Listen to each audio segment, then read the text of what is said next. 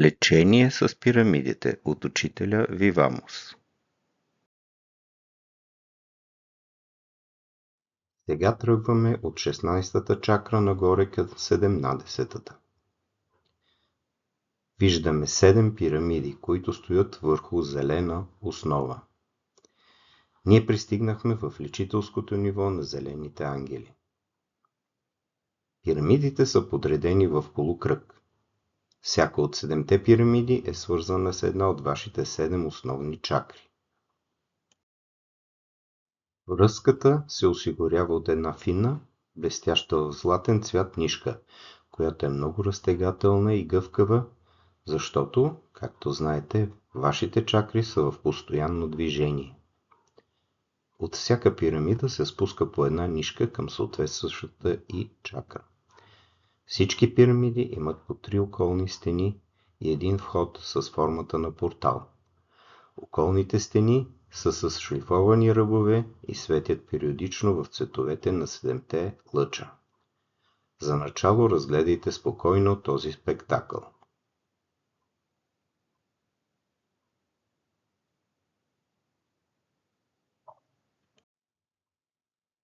Ние започваме да обхождаме полукръга отляво.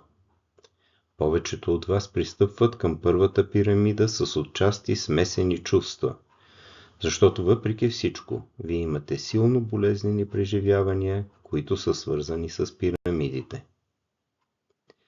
На всеки вход на пирамидите стоят по 3 ангела в зелени одежди, с ярко сияещи лица и погледите им са изпълнени с любов.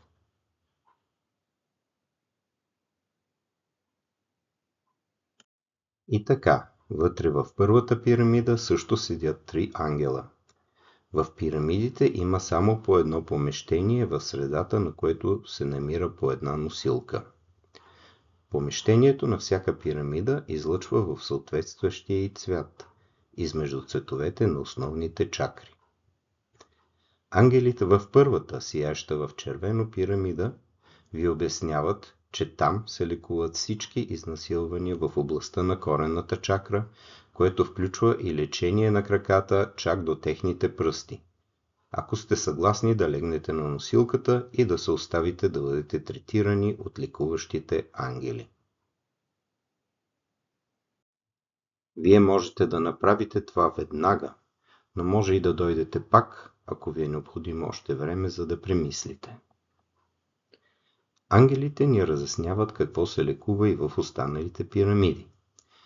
Във втората, която свети в оранжева светлина, се лекува всичко свързано с раждания, аборти и операции, които са оставили много силни травми в фината материя.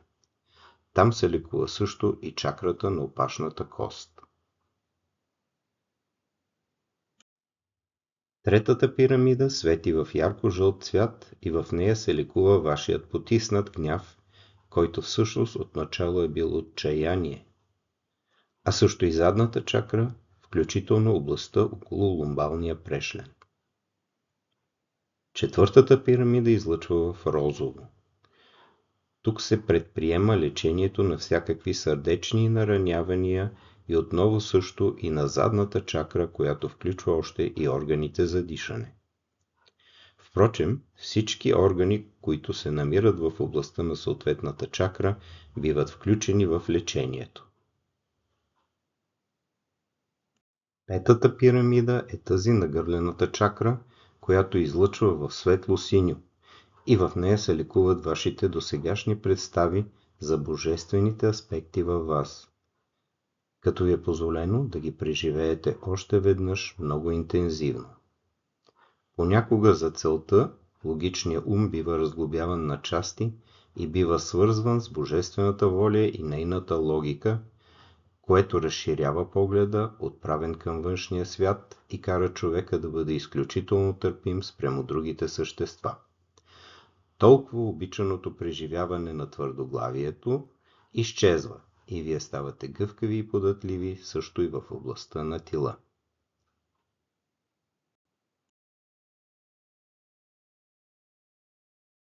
Но при това още веднъж биват изкарвани на светло и страхове, които упорито са искали да се задържат в чакрата на тила, въпреки че те вече са били освободени. Старите шаблони могат да бъдат толкова упорити, че отново и отново да ви застигат. Чрез случки, които извикват у вас спомени, се събужда и споменът за стария начин на мислене. Споменът е още един вид програма, която ви връща обратно във вече от миналото време. Вие можете да го преобразувате само малко по малко. Когато споменът отново ви застигне и ви натовари в сегашното преживяване или настроение, си кажете: това е просто един спомен. И тогава го отрежете от себе си, отново с златен инструмент или нещо подобно. Изберете един начин, който ви е познат. Шестата пирамида е тази на третото око. Нейното помещение излъчва в по-тъмно син цвят. В тази пирамида се лекува връзката със светлината, която постоянно е била прекъсвана от поведението на вътрешното дете. Всички болести по очите имат отношение към това. Много хора вярват, че когато са отделили известно време за лекуването на вътрешното дете, след което са го оставили настрани и не са откликвали на неговите нужди, че то ще се задоволи с това. Но то иска непрекъснато да му се обръща внимание, така както вие постоянно обръщате внимание на себе си. В пирамидата за лечение на светлината на вас ви става ясно какво означавало това за детската структура, обозначена от мен като вътрешното дете. Да му се налага да просъществува редом до възрастната личност, бивайки пренебрегвано. Така може да се развие конкурентно мислене, което от своя страна да започне да влияе на живота на човека, когато той вече е пораснал. А това, че по този начин отново биха могли да се обадят страховете от отдавна вече забравени времена, е повече от ясно. Седмата пирамида излъчва в сребърен цвят. Леки виолетови нюанси прекъсват на места сребърния лъч, който преобладава там.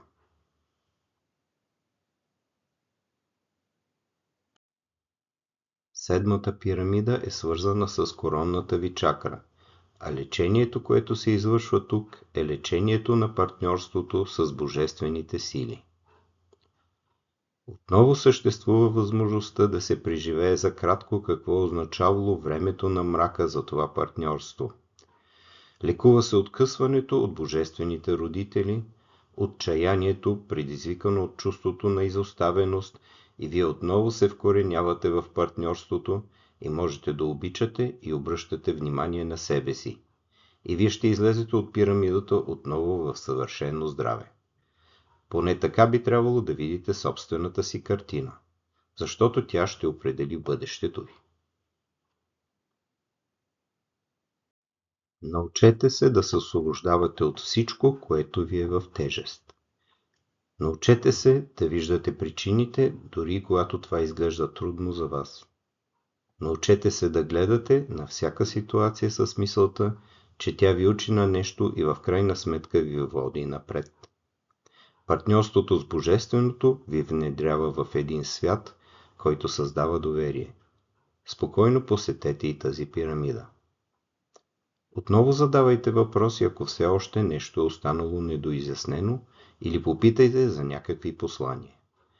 Вие сте на мястото, където е вашето цялостно тяло, където получавате всички отговори, а също и послания. Нека да преминем нагоре към 18-та чакра.